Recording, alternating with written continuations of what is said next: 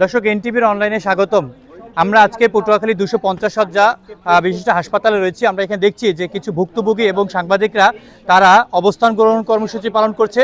সকাল 10টা থেকে তারা বলছেন যে অ্যাম্বুলেন্স সিন্ডিকেট এবং হাসপাতালে বিভিন্ন অনিয়মের বিরুদ্ধে তারা আজকে এই অবস্থান কর্মসূচি করছে। আমরা দেখেছি গতকালকে আমাদের এক সহকর্মী সাংবাদিক তিনি সংবাদ সংগ্রহকালে তাকে অ্যাম্বুলেন্সের যে গাড়ি চালক তিনি ধাক্কা দিয়ে ফেলে দেন এবং তাকে হত্যার চেষ্টা করা হয়। আমরা যদি এ পর্যায়ে দেখছি যে এখানের যে সাংবাদিকরা এবং যে ভুক্তভোগী যে যারা রয়েছে তারা এখানে অবস্থান কর্মসূচি করছে এবং তারা বিভিন্ন প্লাকার্ড এবং বিভিন্ন অভিযোগ তারা করছেন তাদের সাথে যে কি ঘটেছিল এবং তারা এই সিন্ডিকেট এই যে অ্যাম্বুলেন্স সিন্ডিকেটের বিরুদ্ধে তারা আজকে এই হাসপাতালের অবস্থান কর্মসূচি করছেন এবং তারা বলছেন যে এই হাসপাতালের এই অ্যাম্বুলেন্স সিন্ডিকেট দীর্ঘদিনের একটি সমস্যা এবং এই সমস্যা কারণে বিভিন্ন দূর দূরান্তের যে রোগীরা বা যে গরিব পরিবার বা যে সকল মানুষরা এসে থাকেন তারা কিন্তু এই ভুক্তভোগী হয়ে থাকেন এবং তারা হয়রানি শিকার হয়ে থাকেন। আমরা যদি এখানের একজন যে অভিযোগ বা এখানে একজন সাংবাদিকের যিনি এসিটিভির যিনি সাংবাদিক রয়েছেন আপনার কাছে জানতে চাই যে আপনাদের অবস্থান কর্মসূচির কারণটা কি? আপনি জানেন যে গত কয়েকদিন ধরে পটুয়াখালীর সদর হাসপাতালে যে অ্যাম্বুলেন্স সিন্ডিকেট বা অ্যাম্বুলেন্স সমিতি নামে যে সিন্ডিকেট তা নিয়ে কিন্তু আমরা তীব্র সোচ্চার। আমাদের ছোটো ভাই রায়হান এই নিউজটি বারবার কভারেজ করার কারণে তারা গতকালকে পরিকল্পিতভাবে লাইভে থাকা অবস্থায় রায়হানকে গাড়ি চাপা দিয়ে হত্যা চেষ্টা করে এবং সেই হত্যা চেষ্টায় এখন পর্যন্ত কিন্তু প্রশাসনিক কোনো ব্যবস্থা গ্রহণ করা হয়নি। এটা একদম প্রমাণ সহ কিন্তু দেখা যাচ্ছে যে ফেসবুকে তাকে লাইভে আপনার গাড়ি চাপা দিচ্ছে।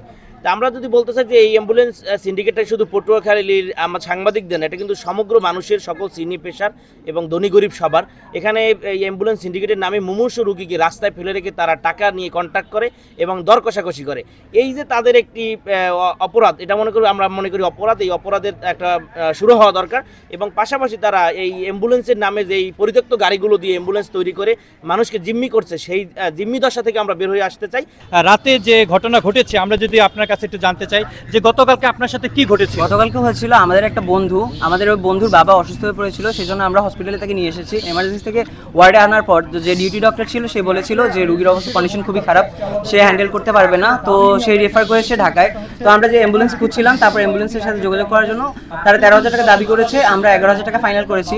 তারপর থেকে হঠাৎ তাদের কাছে একটা কল এসেছে ঢাকায় একটা অ্যাম্বুলেন্স ব্যাগ যাচ্ছে, খালি অ্যাম্বুলেন্স, সেটা উঠিয়ে দিবে, হয়তোবা তারা ওখান থেকে কোনো কমিশন আর সামথিং খাবে এই জন্য। তো আমি দূর থেকে যেটা শুনেছি তাদের সাথে 7,000 টাকা কন্ট্যাক্ট হয়েছে। তো বাকি টাকাটা কোথায় যাবে এর প্রশ্ন এর জবাবটা আমি পাইনি। তো যখন আমি চাচ্ছিলাম না, আমার কাছে সময় ছিল না, সে আমার কাছে 20 মিনিট সময় চেয়েছিল, আমরা বলছিলাম যে গাড়িটা আছে সেখানে তুলবো। তো হঠাৎ করে গাড়িটা নিয়ে চলে গেছে, আমার পেশেন্টকে তুলতে দেয়নি। পেশেন্ট আমার হসপিটালের সামনে বসেছিল, সে বলছিল যে এই অ্যাম্বুলেন্সটা যাবে না। আমাদের আগে আমরা কন্ট্যাক্ট করার পর বলতেছে যে অ্যাম্বুলেন্সটা বুক হয়ে গেছে, সে চলে যাবে অ্যাম্বুলেন্সটা। তো এই মুহূর্তে তখন অ্যাম্বুলেন্স পাচ্ছিলাম না, প্রায় 1.5 ঘন্টা আমার রুগীটা ছিল। তো তারপর 10,500 টাকা একটা অ্যাম্বুলেন্স নেওয়া হয়েছে। তো এইভাবে দুর্নীতি করতেছিল যে একটা অ্যাম্বুলেন্সে হয় এসি নেই, নাইলে অক্সিজেন নেই, এভাবে। তারপর লাস্টে একটা অ্যাম্বুলেন্স ছিল খুবই বাজে অবস্থা, যেটা বরিশাল থেকে চেঞ্জও করতে হয়েছে। তো সেই অ্যাম্বুলেন্সটা আমরা তুলে দিয়েছি। তো তুলে দেওয়ার পর যখন আমরা সবাই চলে যাচ্ছিলাম ফ্রেন্ডরা, তো চলে যাওয়ার পথে থেকে হসপিটালের এন্ড গেটে যে অ্যাম্বুলেন্সটার কথা বলা হয়েছিল, যেটার সাথে ফার্স্ট কন্ট্যাক্ট করা হয়েছিল 11,000 টাকায়, সেই অ্যাম্বুলেন্সটা বলেছিল আমাদের ঢাকা চলে যাচ্ছে, কিন্তু অ্যাম্বুলেন্সটা ওখানে ছিল। তো তারপর আমরা রিপোর্টারকে ফোন দিয়েছি এবং প্রশাসনকে ফোন দেওয়ার পর তো আমরা যখন রিপোর্ট করা হচ্ছিল তখন সাংবাদিক ভাইকে এবং আমাকে চাপা দেওয়ার ট্রাই করা হয়েছিল, আমরা বাধা দিতে গেছিলাম। তাই স্বজনরা তখন বলেছিল যে আসলে এই অ্যাম্বুলেন্সে তাদের যে বাবা তাকে নেবেন না। এরপরেও কিন্তু তারা জোরপূর্বক সেই অ্যাম্বুলেন্স করে নিয়ে যায়, যে অ্যাম্বুলেন্সটি বরিশালে গিয়ে দাঁড়িয়ে যায়, একটা বিকল হয়ে যায়, সেটি কিন্তু আসলে ঢাকা যেতে পারেনি। আমি এই ঘটনাটি যখন সরাসরি সম্প্রচার করছিলাম তখন পেছন থেকে একটি অ্যাম্বুলেন্স 3 থেকে 4 বার আমাকে ধাক্কা দেয় এবং সর্বশেষ যখন আমাকে ধাক্কা দিচ্ছিল তখন আমার ক্যামেরা পার্সন যিনি ছিল তার মাধ্যমে এই বিষয়টি ক্যামেরাবন্দি হয়, যেটি ইতিমধ্যে সামাজিক যোগাযোগ মাধ্যমে আসলে একটি ঝড় তুলে দিয়েছে।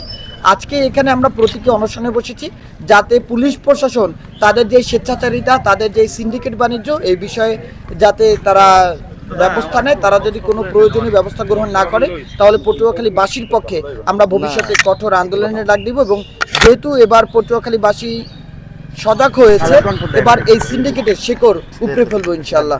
যারা ঊর্ধ্বতন কর্তৃপক্ষ আছেন, বিশেষ করে পটুয়াখালী সেনাবাহিনীর যে কমান্ডিং অফিসার আছে তার দৃষ্টি আকর্ষণ করছি, জেলা প্রশাসক মহোদয়ের দৃষ্টি আকর্ষণ করছি, পটুয়াখালী জেলা পুলিশ সুপার মহোদয়ের দৃষ্টি আকর্ষণ করছি। আপনারা অচিরেই ব্যবস্থা গ্রহণ করুন। কত বড় সিন্ডিকেট আছে এই অ্যাম্বুলেন্সের, আমরা পটুয়াখালীবাসী কিন্তু সচেতন।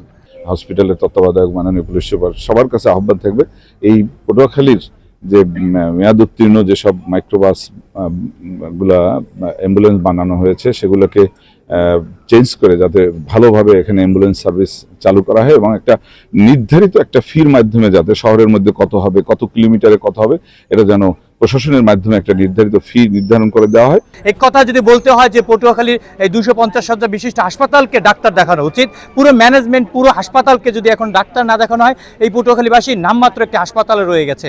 পটুয়াখালীর 250 শয্যা বিশিষ্ট হাসপাতাল থেকে এই ছিল আমার কাছ থেকে সর্বশেষ সংবাদ।